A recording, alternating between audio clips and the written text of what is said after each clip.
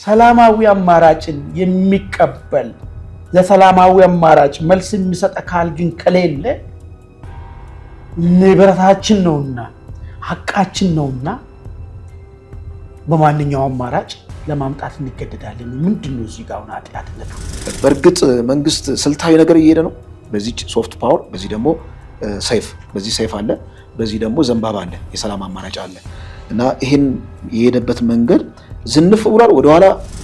ስለዚህ ስለ ሰሪት ብሔርተኛ በሚባለው ጉዳይ ዙሪያ ያለው ፋክት ምንድነው? እስቲ የሚያውቀው ሰው ካለ ሼር ቢያደርገን እኛም ፋርዘል ልክ ለወልቃይት እንደጮውኖ እንደዚህ አይነት ስራ ውስጥ የተዘፈቀና የግል ጥቅሙን በወልቃይት ካባ ስር ለማካበድ የሚፈልግ ደግሞ ካለ እናጋልጣለን። እኛ በዛ መስመር በዚህ በጠለምት መስመር የቲፒኤልኤፍ ኃይሎችን ወደ አማራ ክልል ማስገባት ምናልባት ቀጥታ ከፋኖ ኃይሎች ጋር ግጭት ሊፈጠር ይችላል። ይህ ግጭት መፈጠሩ ደግሞ ምናልባት በቲፒኤልኤፍ እና በፋኖ መካከል ታክቲካል አላያንስ እንኳን ለመፍጠር ቢታሰብ ይሄኛው ልክ እንደ ግሮሮ አጥንት ሊሆን ይችላል።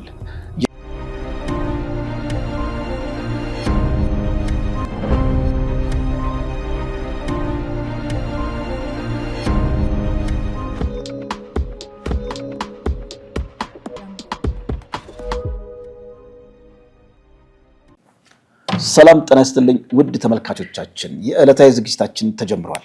እንደተለመደው አዳዲስና ትኩስ ሀገራዊ አጀንዳዎችን ወደ እናንተ እናደርሳለን። በወልቃይት መስመር የቲፒኤልኤፍ ታጣቂዎች እንደገቡ መረጃዎች እየወጡ ነው። ይህን ተከትሎ ምናልባት የተከዜ ዘብ መከላከያና እንዲሁም የፋኖ ኃይሎች ምን አይነት ግብረ መልስ ይሰጣሉ የሚለውን ነገር ሰፋ አድርገን እንመለከታለን። ሌላው መረጃችን ወደ ኤርትራ የሚወስደን የኤርትራው የውጭ ጉዳይ ሚኒስትር የብልጽግና መራሹ መንግስት እያደናገረ ነው። በአንድ ወገን ጦርነት ያውጃል፣ በሌላ ወገን ደግሞ አደራድሩኝ ይላል። ስለዚህ ጦርነት እንደታወጀብን ነው እኛ የምናውቀው፣ በመሆኑም ዝግጅት እናደርጋለን የሚል መረጃን አጋርተዋል። በዚህ ላይም የምንለው ይኖራል። ሌላ መረጃ እጃችን ላይ ያለ። እስከ ፕሮግራማችን መቋጫ ድረስ ከቆያችሁ እነዚህ መረጃዎች ወደ እናንተ እናደርሳለን። እንደተለመደው ላይክ እና ሰብስክራይብ እያደረጋችሁ ቻናላችንን አብራችሁ እንድትቆዩ ከወዲሁ ጋብዛችኋለን። አማን እንዴት ነህ? ሰላም ተረ እንዴት ነህ? የመጀመሪያው ያው የተለመደው የህወሓት ትንኮሳ በዚህ በወልቃይት መስመር የወጣ አዲስ መረጃ ነው። በዚህ በሽሬ አድርጎ ወደ ማይጸምሪ ከሽሬ ተነስቶ በማይጸምሪ መስመር ነው የመጡት ታጣቂዎች። እንደውም ወደ 6 ንጹሃን ገለዋል የሚል ነገር ነው መረጃው የወጣው። እንግዲህ በዚህ በወልቃይት መስመር ሲገባ በተመሳሳይ ቀን ወልቃይት ላይ ሁመራ ላይ ተቋርጦ የነበረው የአየር ትራንስፖርት ተመርቆ ነበርና ብዙ ደስታ ፈንጠዝያ ነበረ። እንደውም የዞኑ ዋና አስተዳዳሪ አቶ አሸተ ደምለው ጠንከር ያለ መረጃ ማስተላልፈዋል። ከቲፒኤልኤፍ ጋር በተያያዘ ከቅኝ ግዛት ጋር እንደውም እያነጻጸሩ ነበር ያወሩት። የአገር ውስጥ ቅኝ ገዢ ነው፣ ካሁን በኋላ ወደ ኋላ እንመለስም፣ የተከዜ ዘብም ዝግጁ ነው የሚል ነገር መረጃ አስተላልፈዋል። ይሄ የቲፒኤልኤፍ ታጣቂ በዚህ በወልቃይት መስመር በዚህ በጠለምት መስመር የተከዜ ዘብና መከላከያ በሌለበት መስመር ነው የመጣው። ይህም እንግዲህ በደንብ ታስቦበት ይመስላል ስትራቴጂካሊ ማለት ነው። በሴራ ንድፍ ሀሳብ የሚተነትኑት ኃይሎች አሉ። ይህንን አያይዘው ሴራ ንድፍ ሀሳቦችን አንድ ሁለት ልበልና ለአንተ እድል እንሰጣለሁ። የመጀመሪያው የሴራ ንድፍ ሀሳብ ትንታኔ ከዚህ ከራያ ጋር የሚያነጻጽሩት አሉ። ራያ አካባቢ መከላከያ ወይም ደግሞ የኢትዮጵያ መንግስት ሆን ብሎ የቲፒኤልኤፍ ታጣቂዎችን ወደዛ አስገብቶ ከዛ በኋላ ቀስ በቀስ ቲፒኤልኤፍ ያንን ራያ አካባቢ ያለውን እንዲቆጣጠር አድርገውታል የሚል አለ። አሁንም በዛ መስመር ወልቃይት መሆኑ የማይቀር ነው። እንደውም አቶ ጌታቸው ረዳ ወደዛ ሄዱት ለዚህ ፐርፐዝ ነው ብሎ የሚያስቀምጡ አሉ። ሌላው የሴራ ንድፈ ሀሳብ በዛ መስመር በዚህ በጠለምት መስመር የቲፒኤልኤፍ ኃይሎችን ወደ አማራ ክልል ማስገባት ምናልባት ቀጥታ ከፋኖ ኃይሎች ጋር ግጭት ሊፈጠር ይችላል። ይህ ግጭት መፈጠሩ ደግሞ ምናልባት በቲፒኤልኤፍ እና በፋኖ መካከል ታክቲካል አላያንስ እንኳን ለመፍጠር ቢታሰብ ይሄኛው ልክ እንደ ግሮሮ አጥንት ሊሆን ይችላል የሚልም ሌላ የሴራ ንድፈ ሀሳብ ትንታኔ አለ። እንግዲህ ከመረጃው ጋር ተያይዞ የፋኖ ኃይሎችም እንዲሁም ደግሞ የተከዜ ኃይሎች የወያኔ ሰራዊት ወደዚህ ወደ ጠለምት ወደ ወልቃይት የሚገባ ከሆነ አይቀጡ ቅጣት እንቀጣለን ብለው ማስጠንቀቂያቸውን አስተላልፈዋል። ከዚህ ጋር ተያይዞ እንግዲህ ወደ አፋር እንሄዳለን። እዚህ ላይ የተወሰነ ሀሳብ ሂድና አፋር ላይም አዲስ መረጃ አለን። ከቲፒኤልኤፍ ጋር በተያያዘ የያዛቸውን አካባቢዎች እስካሁን ለቆ አልወጣም። ንጹሃን እየተፈናቀሉ ነው። ከባባድ መሳሪያዎች እየተተኮሱ ነው። እሱ ላይም በሁለተኛ እንሄድበታለን። መጀመሪያ ላይ እዚህ ላይ የተወሰነ ሀሳብ። እሺ፣ አመሰግናለሁ ደሬ። እንግዲህ ቲፒኤልኤፍ በሽሬ አድርጎ የዋልድባው የልማልሞውን ዳገትን ትቶ በዚህ በዋልድባ በኩል ነው እንግዲህ ማይጸበሪ ላይ ጥቃቱን መፈጸሙን እንግዲህ መረጃዎች የወጡት ማለት ነው። አሁን ቲፒኤልኤፍ ለምንድን ነው በዛ በኩል መምጣት የፈለገው? ባለፈ በአፋር በኩል ሲመጣ የራሳችን ትንተናዎችን አስቀምጠን ነበረ። የአፋሩን በኋላ እንመለስበታለን። አሁን ትንኮሳ ነው ወይስ እንዳው የጦርነት ቦታን የመያዝ አይነት ጦርነት የሚለው ነገር መለየት መቻል አለበት ነገር መስለኛል። በሌላ በኩል ቲፒኤልኤፍ ውስጥ የተነሳ አብዮት እየለበለባቸው እንደሆነና ወታደሩ አሁንም ወደ ሁለት ተከሰንጥቋል፣ ወደ ሶስተኛ ወደ አራት አይነት ነገር ስንጣቂ ለመሄድ ሂደት ውስጥ እንዳለም አንዳንድ መረጃዎች ከመቀሌ አካባቢ የሚመጡ መረጃዎች ያመላክታሉ። ስለዚህ ይሄው ነገር ሁሉ ባለበት ሁኔታ የቲፒኤልኤፍ በዚህ ወደ ወልቃይት መጥቶ ጥቃት መፈጸም ምናልባት አንድ ነገር አለ።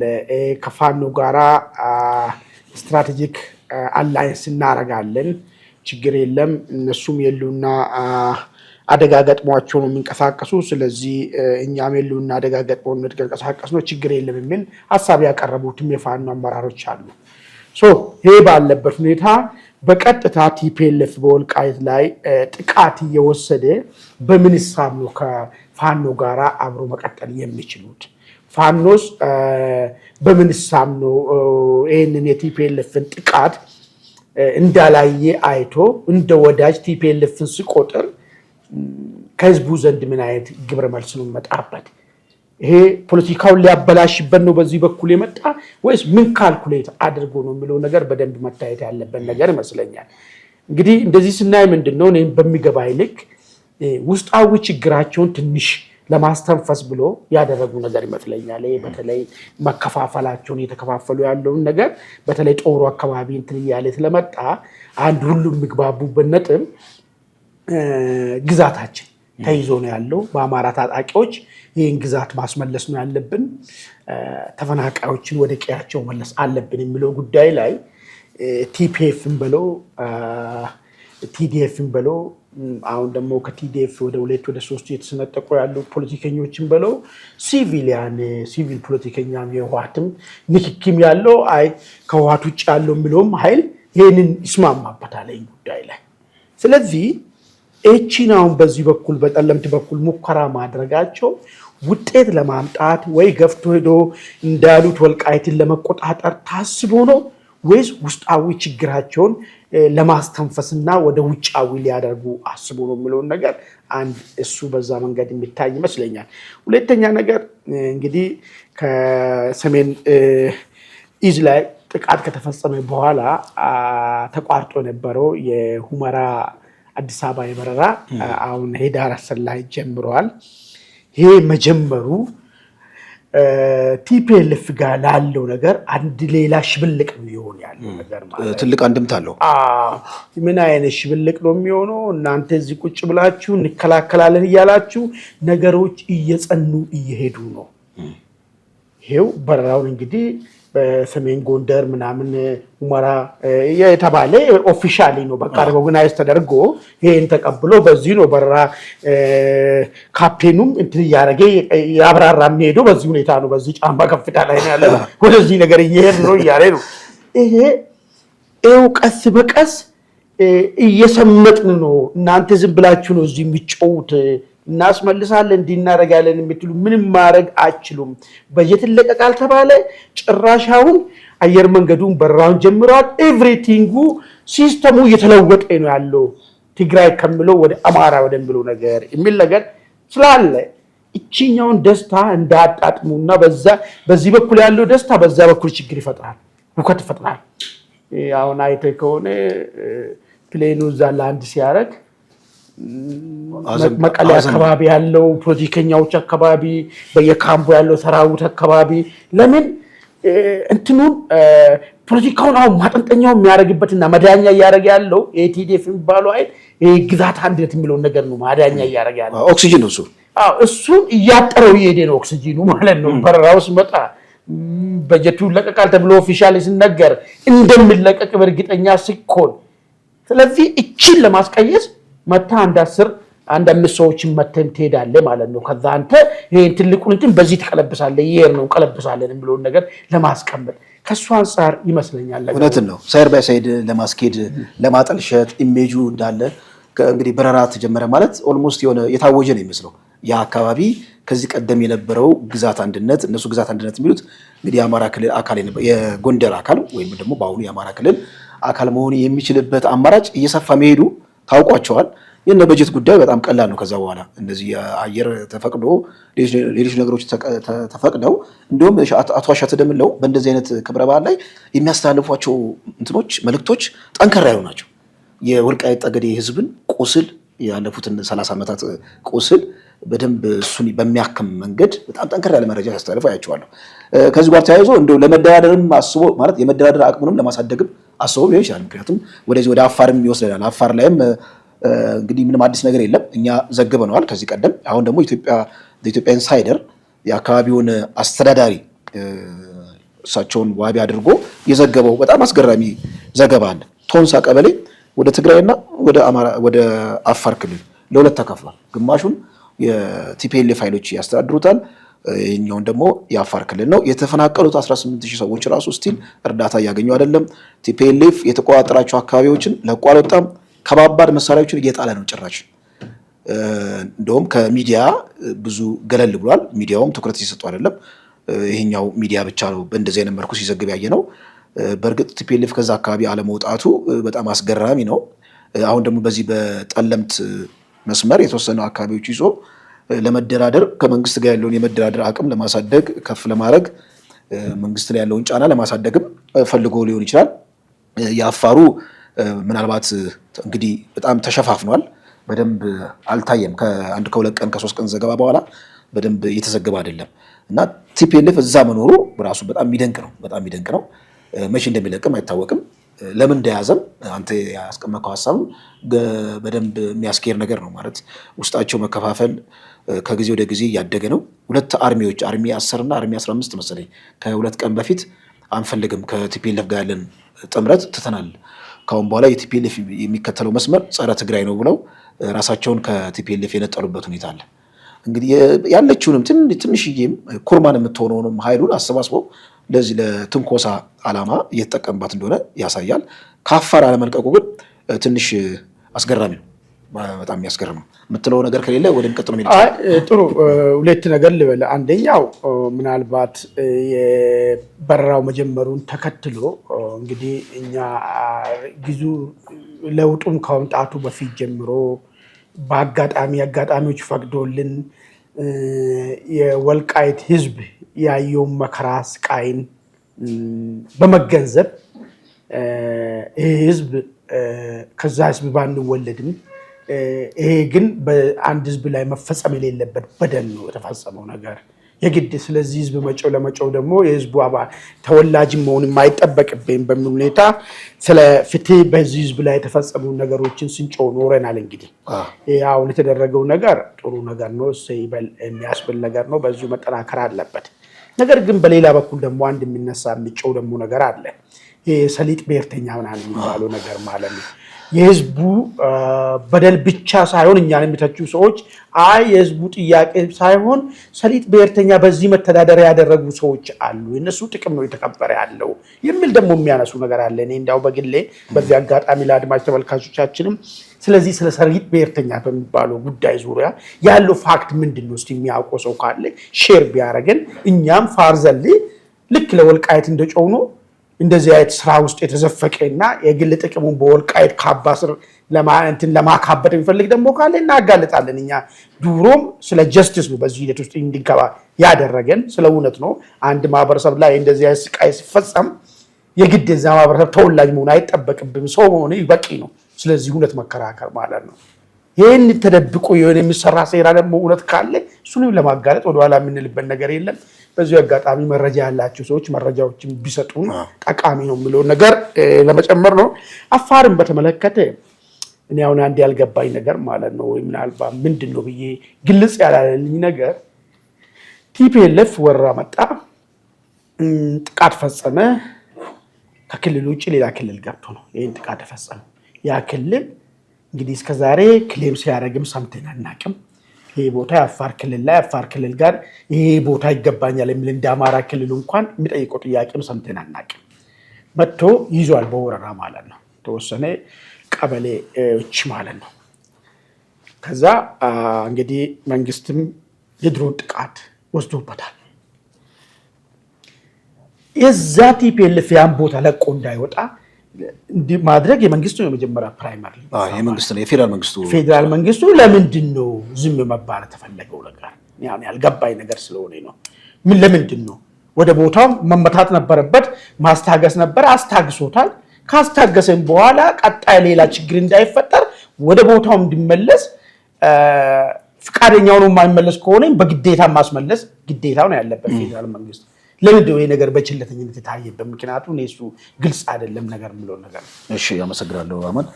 አድማጭ ተመልካቾቻችን ቻናላችንን ላይክ እና ሰብስክራይብ ያደረጋችሁ ውይይታችንን እንድትከታተሉ እንጋብዛችኋለን። ወደሚቀጥለው መረጃ ስናመራ ወደ ኤርትራ ነው የሚወስደን። ከኤርትራ ጋር ያለው ሰጣ ገባ በዲፕሎማሲው ረገድ ማለት ነው በጣም እያደገ ነው። የኢትዮጵያ መንግስት አሁን በይፋ የሰላም አማራጭን ጠይቋል። እንደውም በቻይና የኢትዮጵያ አምባሳደር እሱ በጣም ሲሽከረከር ተመልክተናል። የአጠቃላይ የዓለም አቀፍ ኮሚኒቲው ከኤርትራ ጋር ያለውን ውዝግብ በሰላም መፍታት የምንችልበትን አማራጭ ክፍት እንዲያደርግልን እንጠይቃለን የሚል ነገር ነው። እንዲሁም ደግሞ በኢትዮጵያ የፖለቲከኞች ዘንድም ይህ ነገር ሲጠየቅ ተመልክተናል። ይህን ተከትሎ የኤርትራው የውጭ ጉዳይ ሚኒስትር ትዊተር ገጻቸውን ቶሎ ሄደው እዛ ላይ አነጋጋሪ መረጃ ፖስት አድርገዋል። ብልጽግና ጦርነት አውጆብናል የሚሉት እርሳቸው ጦርነት አውጆብናል ያሉት ከቀናት በፊት ወልቃይት ላይ ለትልቅ ዓላማ እየተዘጋጀን ነው ብለው የተናገሩ አንድ ትልቅ ወታደራዊ አመራር ነበሩ። እርሳቸውን ኮት አድርጎ ነው። ስለዚህ ብልጽግና የስራ ክፍፍል ነው ያለው። ፖለቲከኞቹ የፖለቲካ የድርድር ስራ ይሰራሉ። ወታደራዊ አመራሮቹ ግን ይዋጣልን፣ አንለቃችሁም፣ እንወራቸዋለን እያሉ ነው። እና የስራ ክፍፍል ነው እንጂ ብልጽግና ትክክለኛ የሰላም አማራጭ ፈልጎ አያውቅም። እና የጦርነት ድቤውን እየመታ ነው፣ በዛም አንዘናጋም የሚል ነገር ነው። መንግስት ይሄ የሰላም አማራጭን መጠየቁን ተከትሎ በተቃዋሚው ጎራ የኢትዮጵያ ተቃዋሚ ጎራ ያሉ የተለያዩ ሀሳቦችን ሲያንሸራሽሩ ተመልክቻለሁ። ምንድነው የሚሉት? ወትሮም የኢትዮጵያ መንግስት የቀይ ባህርን በተመለከተ የምር ለኢትዮጵያ ለማምጣት አይፈልግም። ውስጣዊ ውጥረቱን አጠቃላይ አገር ውስጥ ያለውን ምስቅልቅል አቅጣጫ ለማስቀየር ነው እንጂ ምንም አንድ ጥይት ተኩሶ ለኢትዮጵያ የቀይ ባህርን ወደዚህ ማምጣት የሚቻልበት ሁኔታ ቁርጠኝነቱ የለውም ብለው ሲናገሩት ተመልክተናል። ለምንድን ነው እንደዚህ ያሉት? አይ አደራድሩን እንነጋገር ማለቱን ልክ እንደ ሽንፈት ወይም ደግሞ እንደ መንበርከክ ቆጥረውት ነው እንግዲህ ተቃዋሚው ጎራ ይህን ሲያወሩ የሰማነው። እንግዲህ የኢትዮጵያ መንግስት አንተ እንደው በፕሪንሲፕል ደረጃም እኮ አንድ ወታደራዊ አመራር የሚያወራውና ፖለቲከኛ የሚያወራው ይለያያል። ፖለቲከኛ የሚያወራው ፖለቲክስ ሶፍት ፓወርን በተመለከተ ዲፕሎማሲ፣ ሰጥቶ መቀበል፣ ንግግር። ወታደራዊ ደግሞ ስራው የሀገራዊ አንድነት፣ ሉዓላዊነት፣ ሀገራዊ አርበኝነት፣ እነዚህ ነገሮች በጣም የሚቆሰቁሱ ሀሳቦችን ነው ማስተላለፍ ያለበት። የማነ ገብረ መስቀል ግን አንዘናጋም፣ ውሸት ነው፣ የጦርነት ድቤ ያለ ብዙ ዝግጅቶችም እንዳሉ ደርሰንበታል የሚል ነገር ነው። በእርግጥ መንግስት ስልታዊ ነገር እየሄደ ነው። በዚህ ሶፍት ፓወር፣ በዚህ ደግሞ ሰይፍ፣ በዚህ ሰይፍ አለ፣ በዚህ ደግሞ ዘንባባ አለ፣ የሰላም አማራጭ አለ እና ይህን የሄደበት መንገድ ዝንፍ ብሏል። ወደኋላ ምናልባት ከሰይፉ ትንሽ ተናጥቧል ወይም ደግሞ ከሰይፉ ሸሽቶ ወደ ሰላማዊ አማራጭ ገፍቷል የሚሉ ኃይሎችም አሉ። የቱ ይመስላል እንደው ለአንተ ትዝብት? እንግዲህ ባህር በር ጥያቄ ሲመጣ እንዴት ነበር የቀረበው የሚለውን ነገር እኔ አሁን አንዳንድ ጊዜ ዝም ብሎ እንዳው ጉንጫ አልፋ ክርክር ውስጥ መግባት ጠቃሚ አይመስለኝም። ተደጋግሞ የተባለ ነገር ነው። በዋይት እንደ ብላክ እኮ ነው እኮ ምንም እኮ አሻሚ ባልሆነ መንገድ የቀረበበትን መንገድ የሚታወቅ ነገር ነው። ይሄ ጥያቄ ሲቀርብ አይ ጥያቄውን እንቀበላለን፣ አይ ጥያቄውን አንቀበልም፣ አይ እኛ እንኳን አንቀበልም ካገኛችሁ ግን ደስ ይለናል የሚል በቅንነት እንደ ጥሩ ጉርበትና መልስ መስጠት ነው የተባለው ወይስ በዛኛው ወገን ምን አይነት መልስ ነው ተሰጠው የሚለውን ነገር ለምን አይታሰብም ነው እንጂ የመጀመሪያ ፈረስት ዴይ እንደዚህ አይነት ንግግር ውስጥም አይደለም። እኛ በጣም በኢትዮጵያዊ ጨዋነት በተሞላበት ሁኔታ ስለ ራሳችን ስለመሆኑ ራሱ እንኳን እየተናገርን አልነበረም። የራሳችን ንብረት ላይ ካለን ነገር ላይ እንሰጣለን ከማለት ድረስ ሄደናል። ግቤን ቴክ ብለን ነበር አይደል የሰጡ መቀበል ነው በቃ የተባለው ነገር ማለት ነው በገዛ ንብረታችን ሰጥተን የሆነ ነገር እንስጣችሁና ፍጡን አይን ነገር ጥሩ ጉርብትናውና ጥሩ ወንድማማችነቱ እንዲቀጥል ተብሎ ነበር ያን ሁሉ እንዳልሰማና ይሄን ጥያቄማ መጠይቁ ከሆነ ከበነ እናንቃቸዋለን እየተባለ በጎረቤት ያሉ ጥቃቅንና አነስተኛ ሁሉ የተደራጀ ምን ሲያረግ እንደነበረ የሚታወቅ ጉዳይ ነው ከዛ ነገሩ የተገፋ ሲሄድ አይ ሰላማዊ አማራጩ ሁሉ ጊዜ በማራጭ ነው ነገር ግን ሰላማዊ አማራጭን የሚቀበል ለሰላማዊ አማራጭ መልስ የሚሰጥ አካል ግን ከሌለ ንብረታችን ነውና ሐቃችን ነውና በማንኛውም አማራጭ ለማምጣት እንገደዳለን ምንድነው እዚህ ጋር አጥያትነቱ ምንድነው እዚህ ጋር ለሰላም ዝግጁ አይደለችም ኢትዮጵያ ጦርነት አውጃብናለች ምናምን የሚያስብል ነገር ማለት የመጣንበት ሂደትን እየታወቀ ዝም ብሎ ቁንጽል ነገር እያነሳ ማለት ነው ምንድነው አንሰማምኛ አይደል እንደ ሶፊያ ተስፋ ሚካኤል ሲሉ የነበረው እኛም አንሰማም አይን ነገር አይደል አንሰማማ እንደም ይዋጣልን ዘገያችሁ ሚከሮ አይደል እንደ ሲሉ ነበረው እሱ ምን ማለት ነው እሱ የድርድር የዲፕሎማሲ ቋንቋ ነው እሱ ሚከሮ ብለው ነገር ወይስ አሁንም ቢሆን ነገር እኮ ወደ ግጭት ወደ ደም ማፍሰስ ከመሄድ በፊት ቀዳዳ ሆል ካለ እንፈልግ ለመነጋገር ዝግጁ ነን እኛ መጀመሪያ የመጣንበት በሰላማዊ መንገድ ነው ያለው ያንን ግን የሚቀበል አካል ከሌለ አንዳንድ ሰዎች አሁን ያስቁኛል ውጭ ሀገር ሆኖ ማለት ነው እንደሚል በሰላማዊ በሆነ መንገድ ልክ ሰላማዊ ነገር በዚህ በኩል እንዳልቀረበ ማን ይጠላል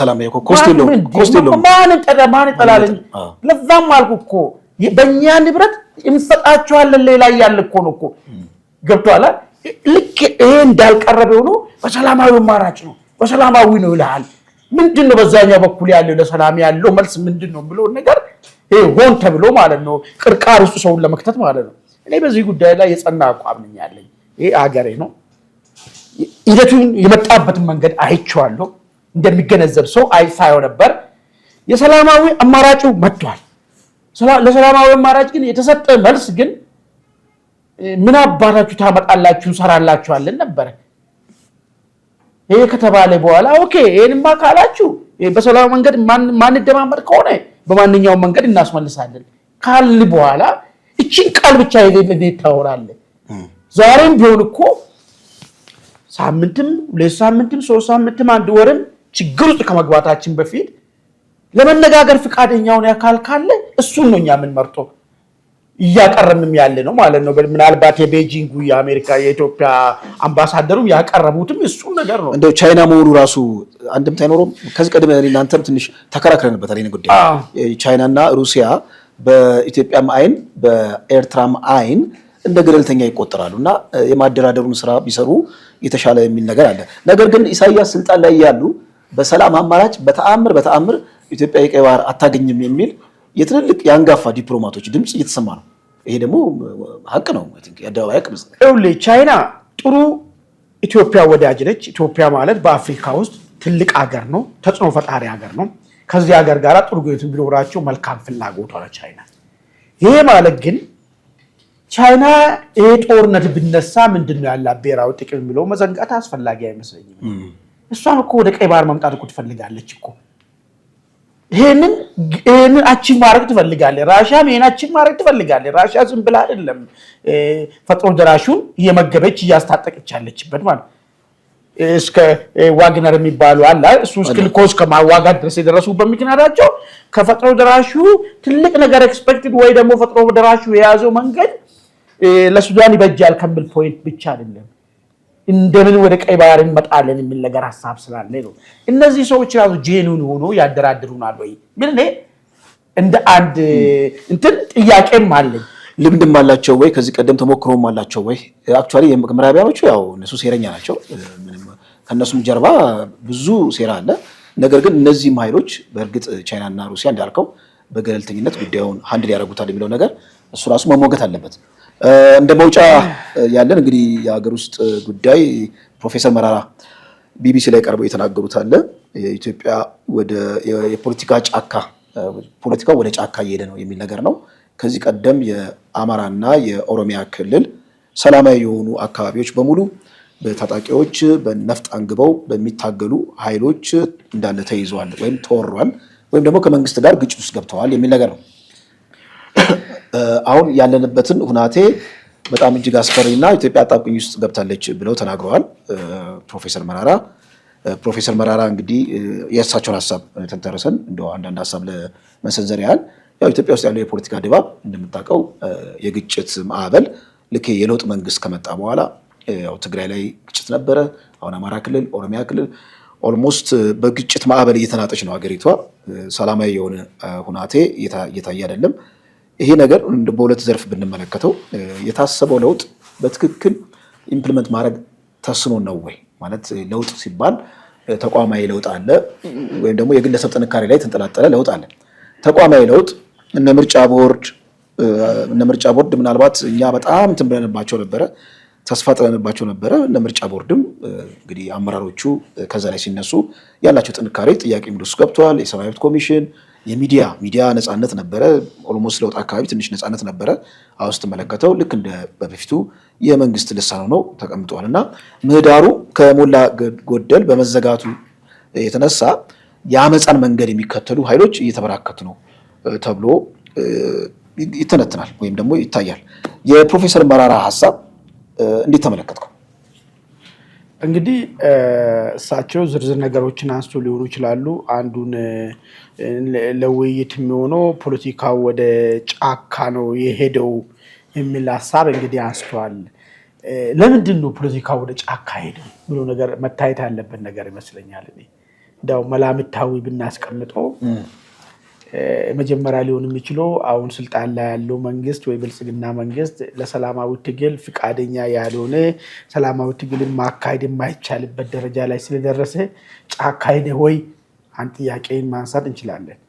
ወይ ፖለቲከኛው አቋራጭ መንገድ የሚሆነው ቶሎ ወደ ስልጣን መምጣት የሚቻለው ስልጣንን ባትመጣ በምትንቀሳቀስበት ሂደት ውስጥ ሚኒ መንግስትም ቢሆን የመንግስትነትን ሚና የተጫወተ ስለምትሄድ ጫካን አማራጭ አድርጎ ነው ወይ የሚል ነገርም መታየት መቻል አለበት ማለት ነው።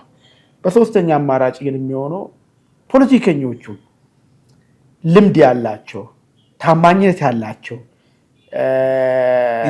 ኢንቴግሪቲ ያላቸው ሰዎች ፖለቲካውን አካባቢ የሰላማዊ ትግሉን አካባቢ ጥሎ ሲሄዱ ሜዳው ላይ የቀሩ ሰዎች ትግሉ ራሱ ምን እንደሆነም ሳይገባቸው ወይ ደግሞ በትግሉ የራሳቸውን ግል አሁን አዲስ ለመጣ ነገርም ስላለ የዛ ተጠቃሚ ለመሆን በሚያደርጉት ውስለታ ፖለቲካው በቃ በዚህ ባለው ነገር ተስፋ ቆርጦ ወደ ጫካ ሄደ ወይ የሚል መላምቶችን ማስቀመጥ ይቻላል። እንግዲህ እንደዛ እስከሆነ እንዴት ነው ከጫካ መመለስ የሚቻለው የሚለው ነገር መታየት ጠቃሚ ይመስለኛል። አንድ አሁን ድናይ ማድረግ የማይቻል ነገር ለውጡ ከመጣ በኋላ ለውጡ ወይ ምናልባት አብዮት ሆኖ ቢሆን ኖሮ አሸናፊና ተሸናፊ ስለሚኖር ያሸንፈው የመጣም ሁሉንም ነገር ባርጩሜ ሁሉም ነገር አስተካክሎ ስለሚይዝ ልቅ የሆነ ነገርም ስለማይኖር መንገድ ይኖሮ ነበር። አሁን ምንድነው ሆነ መንግስቱ እንዳለ ነው እንዴት እንደተፈጠረ እኮ ጀስት ዊ ኖ እኮ ኦሮሚያ ውስጥም አማራ ውስጥ አሁን ጫካ ገባ የሚባለው ነገር ያኔ በሞቅታ ዘመን መንግስትም ኢመደበኛ ታጣቂም እንትንም ታጣቂ አንድ ላይ ድብልቅልቅልቅ ያሉና መንግስት ማን እንደሆነ መለየት እስከሚያውቅ ድረስ እንቅስቃሴ ሲያደርጉ ነበር። ሁሉም ጥቅም ይፈልጋል። ከዛ በኋላ የኔ መንግስትነት ሚና ጫወታለሁ የሚል ነገር መንግስት ጫወት ጀመር። ሌላው ደግሞ ወደ ተቃዋሚ ሄደበታል እንዳለ ሆኖ ይሄ የሚሰጠው ናሬቲቭ እንዳለ ይሆንና ማለት ነው። አሁን ነጥቡ እንዴት ነው ከጫካ የምናመጣው? ወይስ ጫካው መጥቶ እዚህ ያለውን ነገር አሸንፎ የጫካው ፖለቲካ መንግስት ይሆናል ወይ? ወይስ ሁሉንም ጫካ ያለውን ወደ ከተማ አምጥቶ ፖለቲካው ወደ ከተማ መለስ ይቻላል የሚል ነገር እንግዲህ በጣም ብዙ ዘርፈ ብዙ እንትን የሚያስፈልገው ነገር ይመስለኛል። ኢንክሉዲንግ ጫካም ያለ ፖለቲከኛ እዚህም ያለ ፖለቲከኛ በዚህ በሜዳ ላይ ባሉ ሰዎች ደግሞ ተበሳይቶ ቤታቸው የገቡ ፖለቲከኞችን ባይዞ እኮ ኢንቴግሪቲ ያላቸው እኮ እንደና አንዱዓለም አራጌ እኮ ቤት መግባት ነበረበት። አሁን አንዱዓለም አራጌ ጨዋ ፖለቲከኞች እንዳልከው የሚገርም ነገር አሁን ስታይ ሜዳ ላይ ያሉ ሰዎችንና እዚህ እያደረጉ ያሉ ሰዎችን ስታመዳድራቸው አንደኛ ልምድም የሌላቸው ነጋዴዎች፣ የፖለቲካ ነጋዴዎች አድቫንቴጅ ንግድን ብቻ እናውቃለን ባይዞ አሁን አንድነት የሚባል ፓርቲ ነበር ድሮ ብለህ ብታስብ ያሳዝናል፣ ያሳፍራል። የሚገርም ነገር የሚሆን ነገር ጀስት ግን እንደዚህ አይነት ወደ ቤት የሚሄዱ ወደ ሜዳው መለስ መቻል አለባቸው ብዬ ነው የማስበው። ጫካ ብቻ አይደለም ቤታቸው የተመለሱ ሰዎችም አሉ፣ ፖለቲከኞች አሉ። ለምን አዳዲስ ፖለቲከኛ ሆነ ስትመጣ ልምድ ላይኖር ይችላል፣ ኢንቴግሪቲ ላይኖር ይችላል፣ በትንሽ ነገር ልትረካ ትችላለህ፣ ሀገራዊ አጀንዳን ልትል ትችላለህ፣ ነገሮችን የሀገርን ጥቅምንም ደግሞ ልታበላሽም ትችላለህ። ብዙ ነገሮችን ነው የምትፈጥረው ነገር ልምድ የሌለ ፖለቲከኛ ስትሆን ማለት ነው። ለዚህ አይነት ነገሮች መስተካከል ያለባቸው የተነሳው የፖለቲካ ነጋዴዎች ምህዳሩን እየተርመሰመሱበት ነው እና የፖለቲካ ነጋዴዎቹ ኢንቴግሪቲ የላቸውም እንዳልከው፣ የህዝብ ጥቅም ግድ አይላቸውም። መንግስት የተወሰነ ስልጣን ከሰጣቸው ያላቸውን አጠቃላይ ኃላፊነት አጠቃላይ የያዙትን ፕላትፎርም ትተው ኢቭን ከመንግስት በላይ መንግስት ወይም ደግሞ የገዢው ፓርቲ በላይ የገዢው ፓርቲ አፈቀላጤ ሆኖ ተመልክተናቸዋል። የተቃዋሚ ፓርቲዎች የጠቀስካቸው እነ ግርማ ሰይፉ፣ አብን ውስጥ ያሉት እነ በለጠ ዶክተር በለጠ የተባሉት እነሱ ሁሉ አሁን ስትመለከቱ አንዳንዴ ተስፋ ያስቆርጣል። ተቃዋሚ ተፎካካሪ ፓርቲ የሚባለው ኢቭን ሲቪል ፖለቲካ ራሱ ተስፋ ያስቆረጠ እኮ ነው። ስለዚህ ይሄ ምህዳር ራሱ አንድ ቆንጆ ፖይንት ያነሳው እነዚህ ኢንቴግሪቲ ያላቸው ለህዝብ ጥቅም የሚቆረቆሩ ቁርጠኛ ፖለቲከኞች ወደ አደባባይ እንዲወጡ ትልቅ ስራ መሰራት አለበት። ቢያንስ አይደል የሲቪል ፖለቲካውን የሱን ህዳሴ ለማምጣት ማለት ነው፣ ጫካ ላይ ያለው ብቻ ሳይሆን የሚል ነገር ነው። የዛሬውን ዝግጅታችን ግን በዚህ ቋጨን። አድማጭ ተመልካቾቻችን የዛሬው ዝግጅታችን በዚህ ቋጭተናል። እንደተለመደው ቻናላችን ላይክ እና ሰብስክራይብ እንድታደርጉ እየጠየኳችሁ ለዛሬው በዚሁ ቋጭተናል። በሚቀጥለው ፕሮግራም እስከምንገናኝ ድረስ ቸር ቆዩ።